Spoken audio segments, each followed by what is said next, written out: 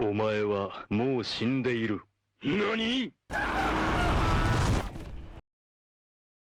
Greetings everyone, hope you had a great day today. Welcome to today's video where we will be going over my just general thoughts about drawers for different grenade options.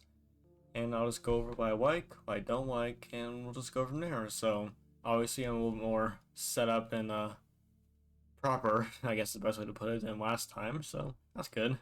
Doing this a little bit earlier, thankfully, so my schedule finally allows it, so that's good. And of course, hope you enjoyed the video. And of course, I'm probably gonna miss some stuff. I'm just gonna talk about what I generally just like and what I don't like. Just general thoughts, just talking about stuff. And of course, play how you want. I'm some stupid piece of crud on the internet. Play how you want. Enjoy the game. But this is my just general thoughts. I'm just talking about it just talk about it, just enjoy myself. So hope you find some enjoyment out of this as well. So yeah, let's get started on the first grenade option drawer has. The Impact Axe. Carry amount 8, damage 160, area damage 80, effect radius 1.4.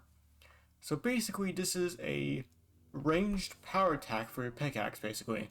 Or it's your power attack for your pickaxe, but you can do it at range, basically. That's a better way to put it. Because the 160 damage is actual melee damage, or it's the type of melee. There's a type of damage in DRG that's melee damage, basically. And this is pretty much the only grenade, or I think any, like, besides maybe, like, drills. Like, that's not pickaxe weighted melee damage, I guess is the best way to put it for dwarves. So, pretty good, actually. It's honestly really nice.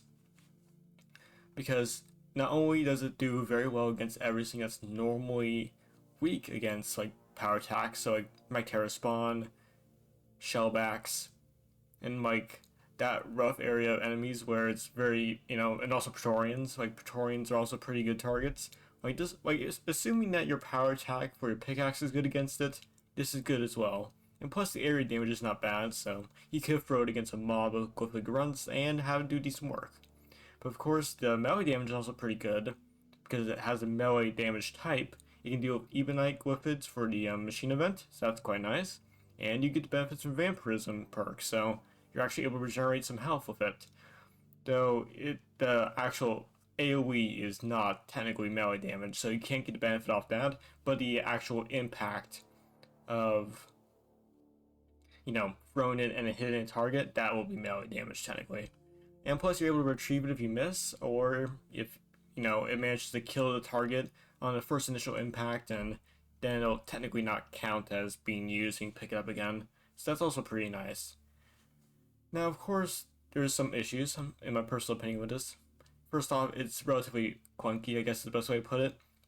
You have to get used to throwing it. Like, it has a very, it's not a normal grenade. It's between axe, so you have to kind of get used to the fact that you don't have a grenade for AoE purposes, and that can kind of not be great depending on how you do your build. So if you make Drawer a little bit more focused on like single target DPS than he normally is, and you also pick Impact Axe alongside it, if you have to deal with like a group of grunts, for example, it can kind of be a little bit And plus, despite it being pretty good damage, like 160 damage and 80 on top of that is pretty good. Against like bulks, dreads, and like oppressors are a pretty good target because they're a little bit weak. They all have a weakness to melee damage. But bulks and dreads and like the really tough stuff that you may really want to throw an axe at can tank this stuff pretty well considering. So it will do damage and it will do decent damage, but you may have to throw a few axes at them, and it may be a little bit hard to justify because even with 8 and having a decent supply of them, because you get 4 every resupply, if you use them in that method against like bulks and dreads, you can run out of them pretty fast. And arguably Drawer was never really good at dealing with like single big targets like that, and while the axe definitely does help, it isn't the greatest. And yeah, it's just kind of a little bit clunky because again, if you don't hit your target dead on, it's a little bit hard to go with. It's kind of hard to just. It's easier to have a projectile that explodes like a normal grenade or like any other grenade in the game, or quite a few of them. And it's like, it's a lot easier to hit a target or Mactera with a grenade, like a proper exploding or projectile that has actual AoE, compared to something that needs to hit them dead on. Because yeah, it's like if you miss if you miss Mactera and you miss the axe and it just goes off in some direction where you can't easily retrieve it, it does feel pretty bad.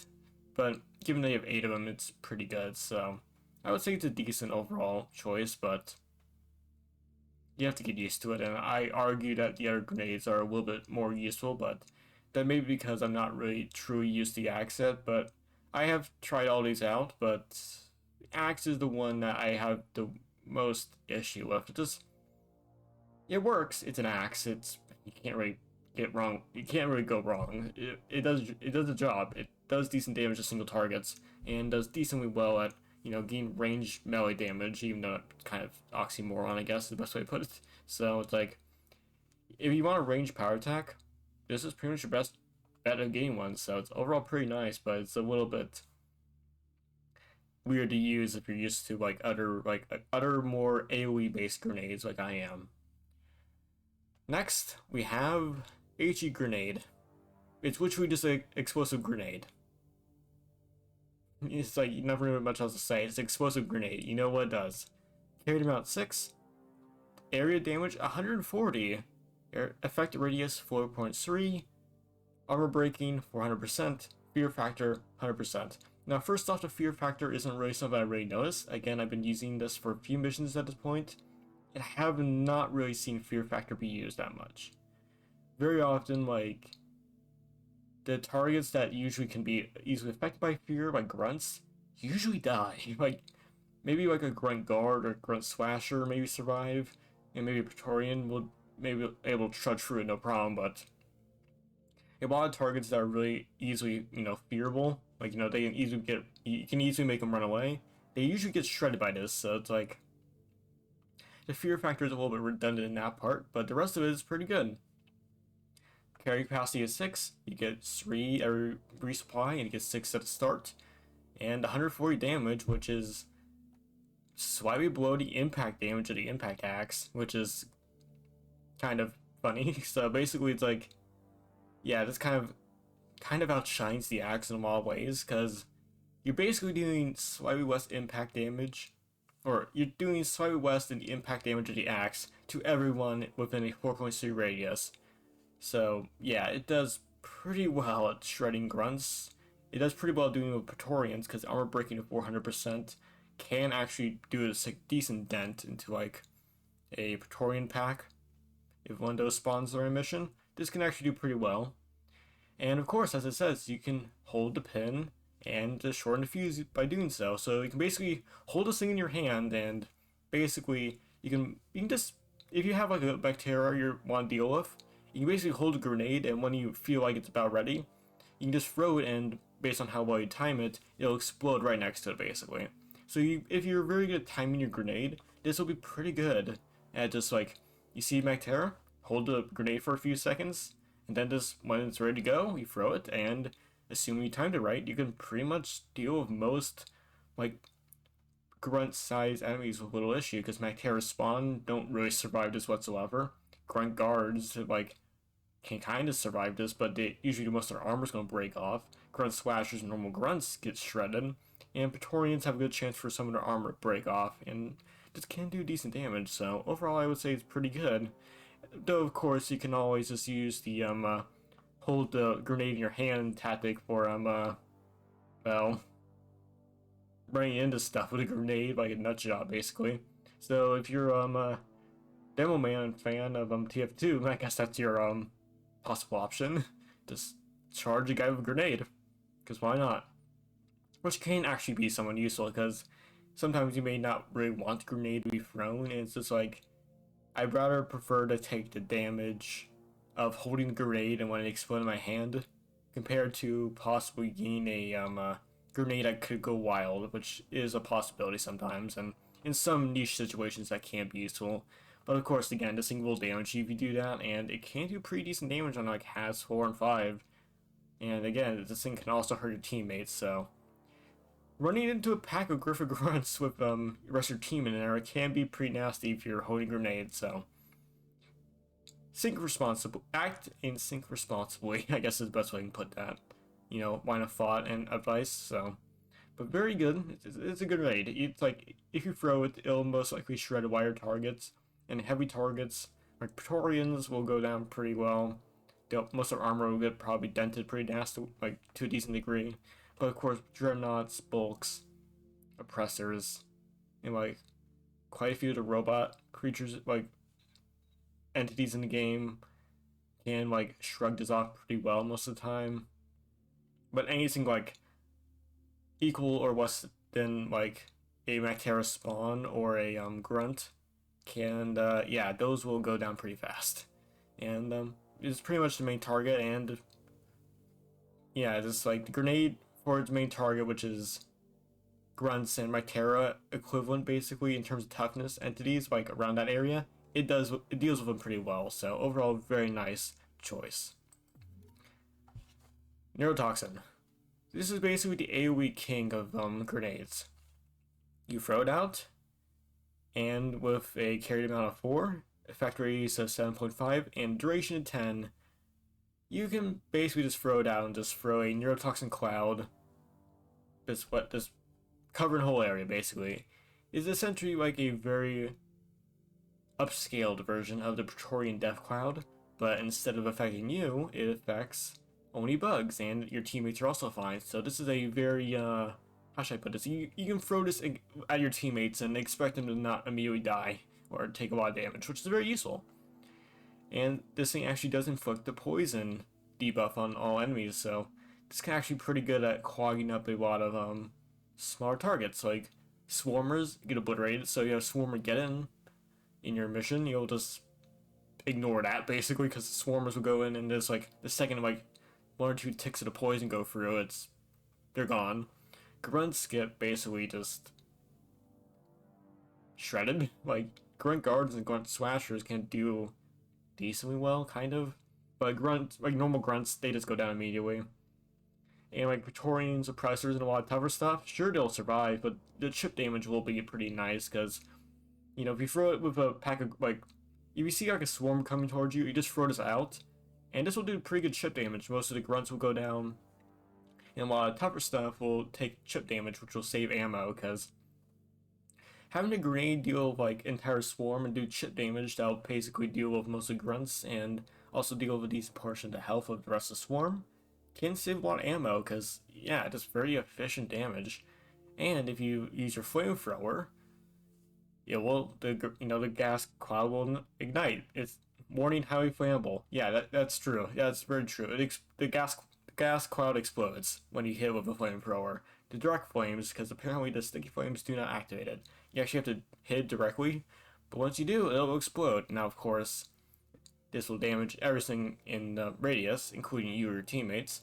But this will do a lot of fire damage, so it'll set stuff on fire, and it'll just do a lot of. It's basically just a it's a very efficient, like, explosive, like, fire damage combo. So it'll set stuff on fire and it'll do a decent amount of damage. And this will pretty much just, like, assuming that like about like a fourth to a half of the health of a grunt guard or a grunt slasher is gone, this will shred like any grunt the explosion, and it can do pretty well doing so. Though of course, again, this will damage your teammates, and you have to actually have the flamethrower and actively be timing it so that you'll hit the grenade cloud at the right time to make it explode. So that's a little bit of an issue.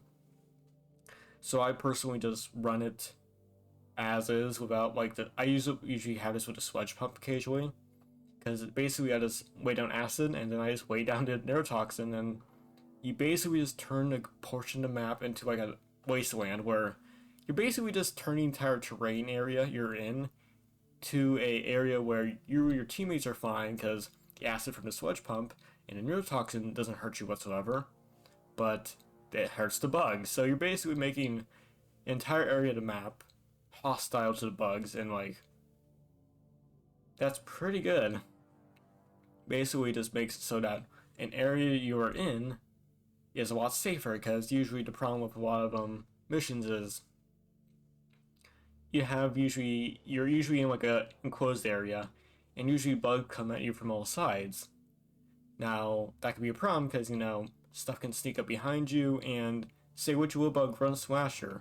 If it sneaks up behind you and hits you a few times from behind, that can be pretty bad because usually it'll slow you down with the first hit by the time you realize it probably already has a second hit into you, and that will slow you down enough that everything else will probably be able to target you with a reasonable amount of success.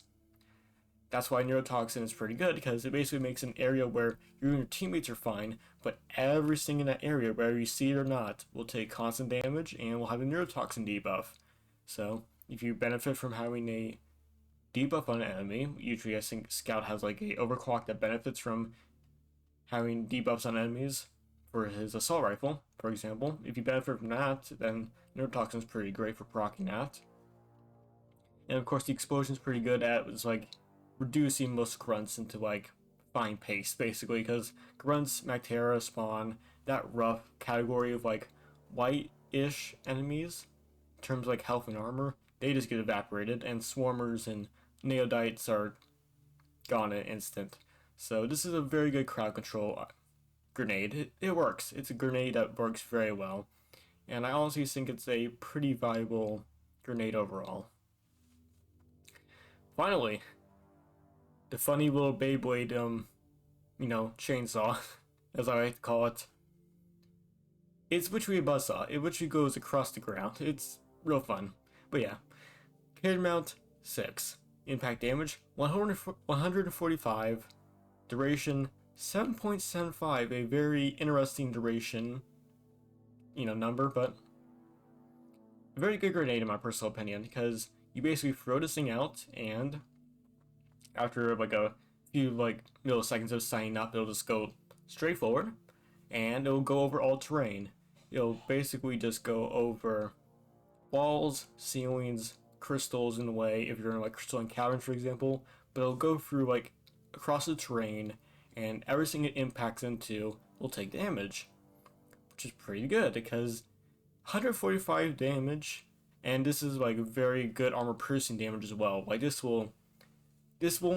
isn't like, oh, this is gonna do a good job against grunts but have a poor damage against like Praetorians. No, this is like the impact axe. This thing will actually trade very well overall with Praetorians. It'll stun them, it'll do pretty heavy damage, and depending on how you set them up, if you set up in a small corridor, you can basically make it just go constantly around and around, and basically make a gateway where it's like, or a passageway, basically impossible for bugs to go through. And it's pretty good. Like this thing will shred most lightly armored creatures relatively, like griffic grunts of all types. Praetorians will do fine. Like mid-tier Praetorian, like tier level toughness enemies will do fine, but they'll take pretty nasty damage, while oppressors and everything else will of course still take this thing pretty well, but this thing will still do heavy damage, especially if it hits a target multiple times. And it's just a very efficient way to deal with swarm, because if you see a group of group of Praetorians or a group of grunts or a mix of the two come towards you down a tunnel, you just throw this thing down, it'll just go straight down a tunnel and just fry into everything. And since it does a lot of damage, it can do pretty well. Now, of course, this has a little bit of jank to it, and a funny little occurrence I like to call, oh shoot, the Ripper is going nuts, run. Basically, that's the situation I like to, that's my kind of, I guess, personal name for the situation where the Ripper decides that it will basically just go the other way sometimes, because sometimes it'll just, it'll go into a piece of terrain, it'll decide, oh yeah, instead of going over it and continuing going forward, I'll go back, and this thing does a lot of friendly fire damage. I think it does 70% worth of its impact damage, worth of friendly fire damage. Like, I think it was nerfed or two. I think it was like 110% like friendly fire damage. Like, if this thing hits a dwarf, they will feel it. They will feel it, and it will hurt a lot. So you have to be actually a little bit careful, because rogue rippers can unironically pose a great threat to most players, because 145 damage, even like 70%, that's dangerous. That is unironically very dangerous. And that can very easily just shred shields, no problem, and can very easily go into health. And plus, due to like how it interacts with terrain, it is very poor against flying, entities like Mactera. Because unlike the Impact Axe, where it's basically again a range power attack for your pickaxe, you're not able to throw you're able to throw the axe. You can't throw the Ripper really at aerial targets. The best thing you can get is hopefully at the areas like enclosed enough where the Mactera can only come through like one like small area, and the Ripper just happens to hit them while it was going across terrain, like it clips them a little bit. That's the best situation you got. Now, of course, if a Mactera spawn gets hit by this, it's very likely going to go down. Like 145 damage can very easily just like annihilate a Mactera spawn. Now, of course, they're usually way above the terrain, and that can be a little bit of an issue. But overall, I would say this is kind of the better version of the axe in a lot of ways, because it still does the heavy damage you want, the heavy single target damage, but it has, I guess, well, this is way more flexible in my personal opinion, the axe. I feel like the Ripper is just way better against swarms, and if you want, the Impact Axe is great, but very often, besides like Praetorian killing or like Brundles and all that stuff, you're going to be really able to take down like a few targets at most. Like 3 at max if like just some grunts, or like not, you're not going to get any, like 3 to 5 grunts if you're really lucky is a very good Impact Axe trade if you're hitting someone else and the AoE just happens to hit the grunts. Springloaded Ripper can do like so much more. It can go through entire grunt swarms and just shred them basically, so I feel like if you want to go for like the precise like Impact Axe kind of style where you throw a power attack basically and it's like a target you don't want to see anymore, then go for the axe obviously. But for the Ripper, I would say this is a lot more AoE focused, so I would say it's pretty good for that. But of course, flying targets are a problem, and usually flying targets are the biggest problem in the game good portion of time, so the axe is still very valuable, but sometimes the Ripper, in my opinion, is just way more efficient, I guess is the best way to put it, because the axe is pretty good at taking down single targets. The Ripper can deal with like a lot more, and usually that is a lot more efficient personally, because taking down a Brundle or a Mactera spawn or a Trijaw is pretty good with a single axe, but taking down like possibly like 10 plus grunts of various types and doing a lot of chip damage to Praetorians and whatever else is in the way, I think is a lot more efficient for a grenade. So that's my just general thoughts on all 4 the grenades. So in my personal opinion, I think the axe is pretty good. It's basic, it's flexible. It's a power attack, so Ebonite Glyphids and Vampirism can be pretty this thing goes well with those. You're able to take down Ebonites pretty well, and you get Vampirism bonuses because it's technically melee damage, so it's quite nice. HE Grenade is again a good grenade. It's a grenade. It works really well, and the fuse mechanic is very fun because you either time your grenades to actually hit flying targets, or make sure the grenade doesn't bounce too far away from where you want it to explode, or you can do the funny run at target with grenade in hand tactic, which is funny. We all love that. Neurotoxin Grenade AoE, pretty good.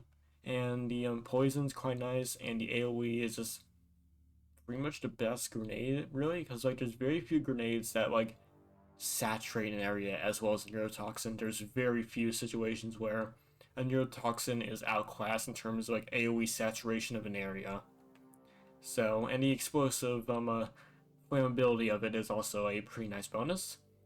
And a Springloaded Ripper, pretty good. Honestly, it's pretty nice. You just set it loose and hope that it doesn't come right back at you or your teammates, because if it does, it'll hurt pretty badly, but you'll probably take down quite a few grunts in the process, so you're pretty happy about that.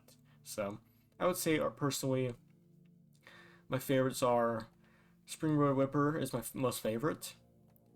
Neurotoxin Grenade and HE Grenade are kind of in the middle area. Like, I think they're both really fun. I do enjoy them quite a lot. Personally, like, I just don't think there's one. I used to not really like the HE Grenade that much, but I kind of both fell in love with both of these, so they're both around the same for me in terms of like how much I like them. And the Impact Axe is like a close third. Overall, it's still a little bit clunky to me. I probably will like it a little more once I get a lot more used to it, but I still like it. Still pretty fun, and it's still pretty efficient once like you see a tri-jaw, you want to take it down, and it goes down. So yeah, pretty like it quite a lot. So yeah. Alright, so that's just my general thoughts, my likes, my dislikes, and it's my general just takes about all 4 grenade types of drawer. So hope you all enjoyed the video. Appreciate you stopping by. And yeah, just have a great another one. And hope, like, comment, subscribe if you want to. And yeah, just again, appreciate you stopping by. I will be streaming I'll definitely be streaming on Twitch probably Monday through Fridays, 11 EST PM. But Twitch is weird, so I may change the schedule, possibly, or I may not. I'm not really sure right now. But that's my general schedule for right now. So either way, hope you all enjoyed the video. Appreciate you stopping by, and hope you have a good rest of everyone. Ciao.